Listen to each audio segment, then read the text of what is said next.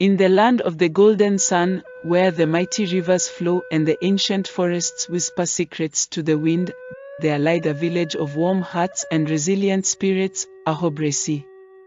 A place where the rhythms of the gem drum echo through the villages, and the aroma of fufu and banku wafts through the air, mingling with the laughter of children and the wisdom of elders. Its name meant humility, though the times had made its people forget the virtue they once lived by. Life in Ahobrase was simple. The people tilled the land, sold their wares at the market, and gathered under the old baobab tree to share stories at dusk. But the times were hard. The rains had been scarce the past few years, leaving the fields thirsty and the granaries nearly empty. The roads were riddled with potholes, and the village school had seen better days. In every corner, discontent brewed like palm wine left too long in the calabash. It was in such a season of frustration and longing that election time approached.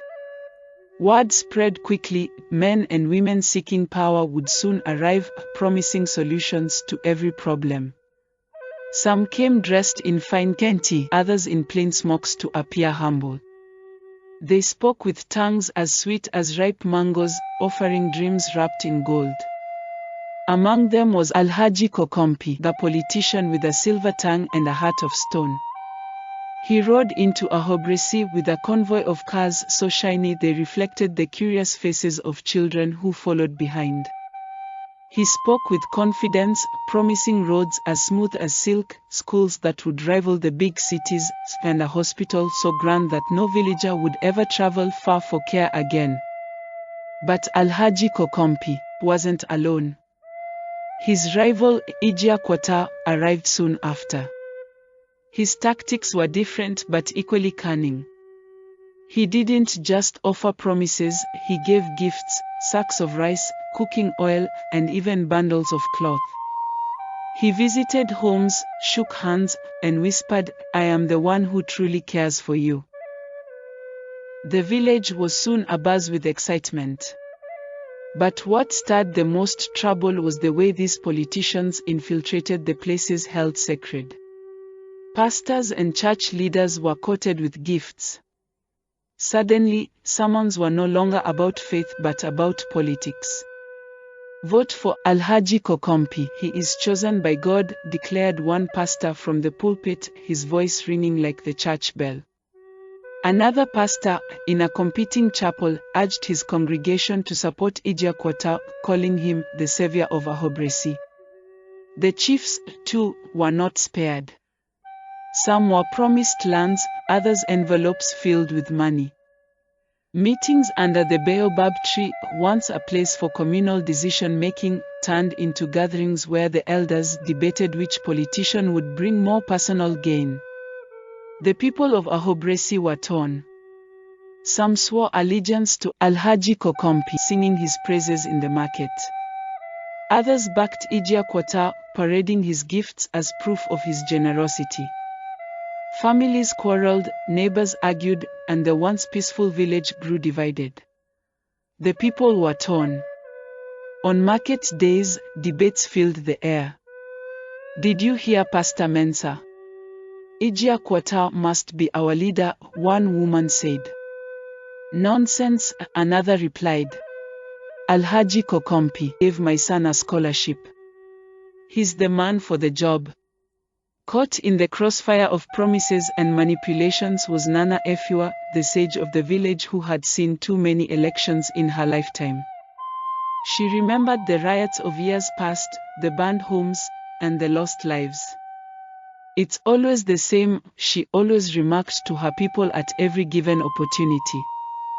"They woo us with sweet words, but when the dust settles, it's our children who suffer if we make the wrong choice." But Nana Efua's words fell on deaf ears.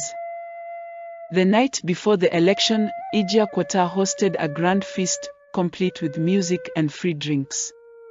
"See how much I care for you," he shouted. Meanwhile, Alhaji Kokompi handed out envelopes of money, urging voters to make the right choice. Election day came, and the villagers lined up, casting their votes with hearts swayed by promises and gifts. When the results were announced, Alhaji Kokompi emerged victorious. His supporters danced through the night, while others sulked in silence. But celebration soon turned to regret. Days turned into weeks, and weeks into months, yet none of Alhaji's promises came to pass. The roads remained treacherous, the school continued to crumble, and the hospital was but a fleeting dream.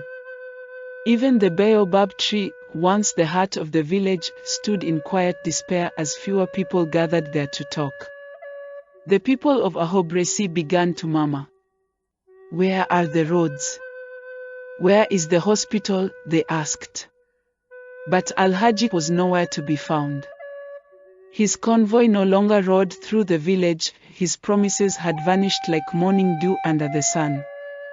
One day, the old sage, Nana Efua, known for her wisdom and also her sharp tongue, stood beneath the baobab tree.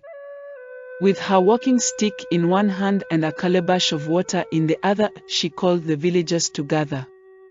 Her voice, though aged, carried the strength of truth. My children, she began, have you now seen what happens when we let our hearts be bought? Have you now learned what it means to trade our future for a sack of rice or a bottle of oil? The villagers lowered their heads in shame. Ahobrase has always been a village of dignity, a place where we stood together, even in hard times.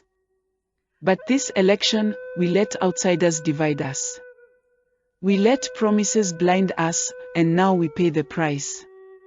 Politicians will come and go, but the burden of their broken promises falls on us, the people.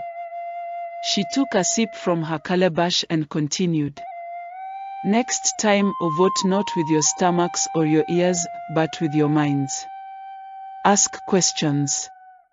Demand proof. Remember, those who come to divide us only seek to rule us. And when we allow division, it is the village, the roads, the schools, the markets that suffers. Never forget, my children, that the power is not in their hands but in ours. The crowd murmured in agreement, her words sinking deep into their hearts like seeds into fertile soil. From that day on, the people of Ahobrase vowed never to be swayed by gifts or empty words again. And so, the baobab tree once again became a place of unity, where stories were shared and decisions made with wisdom. The village of Ahobrase learned a lesson that echoed through generations: the strength of a people lies not in the promises of leaders but in the unity and wisdom of the community.